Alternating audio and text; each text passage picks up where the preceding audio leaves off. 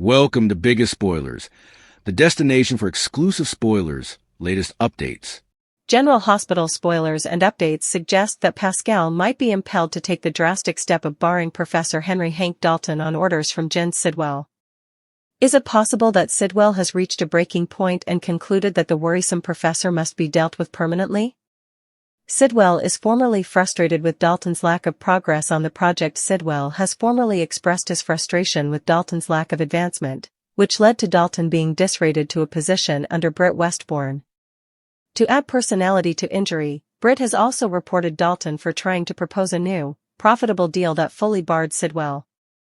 Now, Dalton is formally again defying Sidwell by refusing to withdraw the break-in charges against Rocco Falconeri. The last thing they want is for the police to start probing the true happenings within the lab, yet Dalton seems too agitated to consider the consequences. After feeling deeply lowered by Laura Collins, Dalton is hell-bent on seeking vengeance by targeting her grandson, determined to make him pay for the perceived slight. Dalton is changeable, and refuses to follow instructions. Dalton has a knack for demonstrating that he's an unchangeable wild card, constantly showing his incapability to cleave to instructions. Following his dramatic exit from Sidwell during the November 13th occasion of GH, Sidwell's facial expression suggested that trouble was brewing. Dalton is a problem that requires immediate attention, which might have been what Sidwell was meaning at that moment. Should Sidwell choose to exclude Dalton from the equation, it could veritably well come a task for Pascal. Even though Pascal is the new butler at Windermere, he possesses a wealth of experience in executing murderous commands. Pascal sounded to be an enforcer at the Five Poppies. This was easily illustrated during Pascal's term overseeing operations at the Five Poppies resort. Sidwell might conclude that Dalton needs to be dealt with and matriculate Pascal to carry out that charge. Naturally, Sidwell would prefer to leave no substantiation that could link him to Dalton's implicit downfall. There's a chance that Sidwell could essay to frame Sonny Corinthos due to his connection with Rocco Falconeri, thereby creating yet another complication for the mobmaster. Alternately, Sidwell might simply wish for Dalton to evaporate or could try to carry the situation to appear as an accident. Anyhow, of the approach, it seems that Dalton's time is running out, so be sure to stay tuned for any updates regarding the portentous developments girding the Professor. Dante Falconeri may ban Giovanni Gio Palmieri from Rocco Falconeri. Will Dante contend there'll be no contact between Rocco and his bad influence family? GH suckers know this isn't the first time Gio has squinched up spectacularly on a situation that involved Rocco. Back when Rocco got drunk at that sand party, Gio didn't realize how serious it was and allowed Rocco could just sleep it off. Since Rocco had alcohol poisoning, Dante was mealy and lashed out at Gio for not being a responsible grown-up. Now Joe's about to face déjà vu since he's formally again let Rocco down and will face Dante's wrath. Dante was proud of Gio for the way he came to Ned Quartermain's deliverance, so it really felt like a nice father-son bond was beginning to form. Unfortunately, that should dematerialize in a flash after Gio confesses what he did. As the week of November 17th, 21 kicks out, Gio will come clean to Brooklyn Quartermain about being the reason Rocco broke in the lab. Although Emma Scorpio Drake obviously played a part in all this too, Gio will take responsibility for his own conduct. Gio shouldn't have included Rocco or any of the other teens for that matter. It was a colossal mistake to rope Rocco, Danny Morgan and Charlotte Cassadine in a mess that could helical out of control like this. That said, Gio had no way of knowing effects would turn out so horribly for Rocco. Emma and Gio no way intended for the teens to do anything besides steal the crucial fob, but Rocco and the others moved ahead with the lab eruption anyway. As Gio explains all this to Brooklyn and expresses how sorry he is, Dante may pop up and eavesdrop or simply join the discussion. Brooklyn may defend Gio a bit and try to soften Dante's wrathfulness toward him. Unfortunately, Dante is spooked for Rocco right now and will need someone to condemn.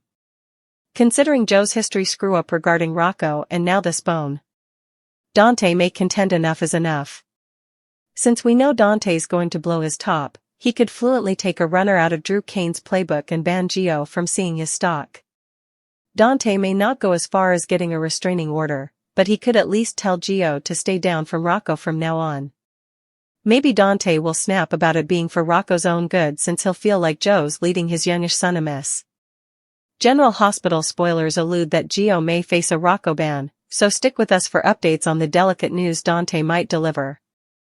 In the shadowy corridors of power and the heated rooms of familial conflict, Port Charles is bracing for a week that will redefine alliances and shatter bonds.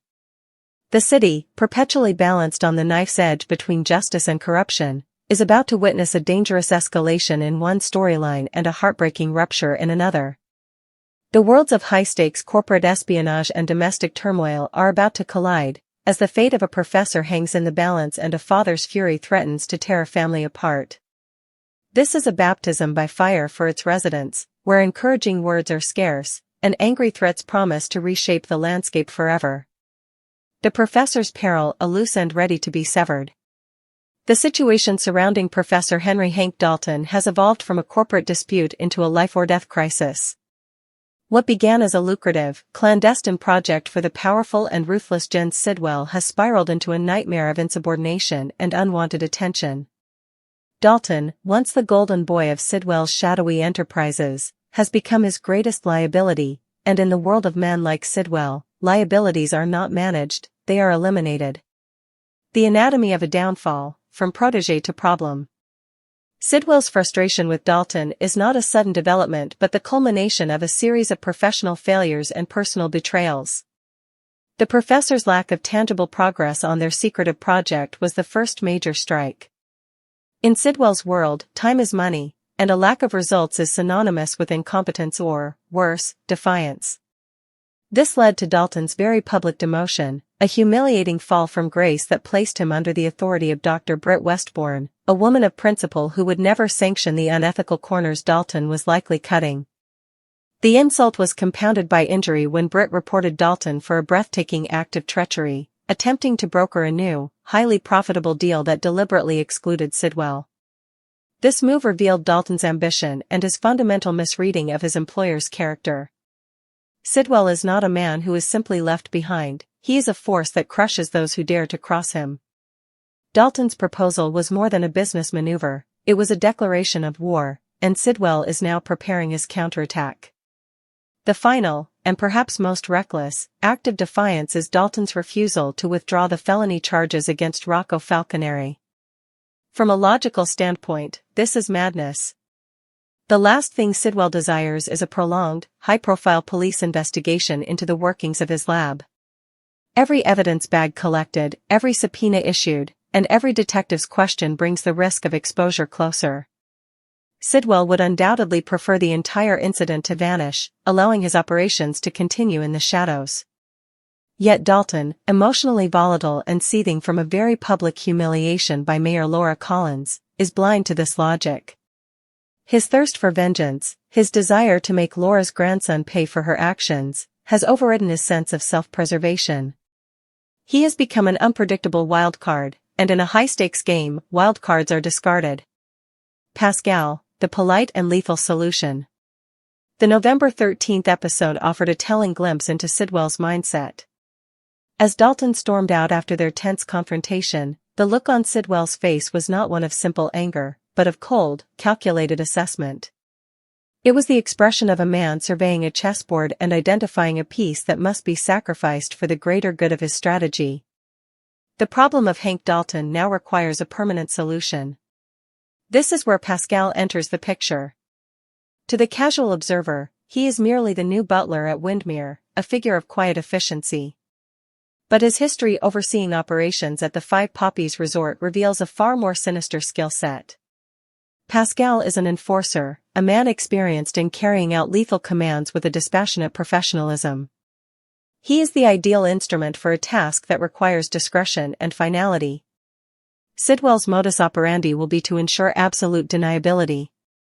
The removal of Dalton must be executed in a way that leaves no trace leading back to him. Several scenarios present themselves, each with its own strategic advantages. Framing Sonny Corinthos, this is a tantalizing option for Sidwell. By making Dalton's demise look like the work of Sonny, Sidwell accomplishes multiple goals with one move. He eliminates a loose end, creates a massive legal and personal problem for the Corinthos family, who are already connected to the case through Rocco, and simultaneously diverts police attention entirely away from his own operations. It's a masterstroke of misdirection that would appeal to Sidwell's cunning nature. The clean disappearance. Alternatively, Sidwell may simply order Pascal to make Dalton vanish. A missing persons case, while still attracting investigation, is far less immediate than a homicide. Without a body, there is no crime scene, no forensic evidence, and eventually, the case grows cold. Dalton would become a ghost, a cautionary tale whispered in Port Charles's underworld, and the threat to Sidwell's enterprise would be silently erased. The staged accident. The simplest solution is often the most effective. A lab accident, a tragic fall, or a car wreck could be engineered to look like a straightforward misfortune. This approach requires meticulous planning but offers the cleanest break from the situation, presenting the public and the authorities with a plausible, non-criminal explanation for Dalton's demise. Regardless of the method, the conclusion is inescapable. Professor Hank Dalton is a dead man walking. His refusal to follow instructions, his emotional instability, and his direct threat to Sidwell's empire have sealed his fate. His impending downfall is not just about silencing one man, it is about sending a message about the cost of defiance in Port Charles's shadowy power struggles. A father's fury. Dante Falconeri's line in the sand. While Sidwell and Pascal plot in the shadows, a more visceral, emotional drama is unfolding in the light. The Falconeri family, still reeling from the legal earthquake that has put their son Rocco's future in jeopardy, is searching for a focal point for their fear and rage. For Detective Dante Falconeri, that focal point is becoming painfully clear: Giovanni Gio Palmieri. A history of hurt, the pattern of negligence. For Dante, Joe's involvement in the current crisis is not an isolated incident, it is the second chapter in a deeply troubling pattern. The memory of Rocco's alcohol poisoning at the beach party is a fresh wound. On that occasion, Gio displayed a profound lack of judgment and responsibility, dismissing a life-threatening situation as something Rocco could simply sleep off. Dante's fury then was that of a father whose child was endangered by the negligence of someone who was supposed to be a responsible older brother figure. In the aftermath, there was a fragile reconciliation. Dante, a man who values honor and redemption, was genuinely proud of Gio for his courageous actions in saving Ned Quartermain. It seemed a true, meaningful bond was forming, the kind of father-son relationship both had been missing. Gio was being woven into the fabric of the family, earning trust and a place at their table. This makes the current betrayal cut all the deeper. Joe's confession to Brooklyn Quartermain, that he was the one who set the lab break-in in motion, however unintentionally, will feel to Dante like a profound violation of that hard-won trust. The fact that Gio is remorseful and is taking responsibility for his actions will likely do little to quell the storm brewing in Dante's heart. In moments of sheer parental terror, nuance is often the first casualty. The impending eruption, exile as a form of protection.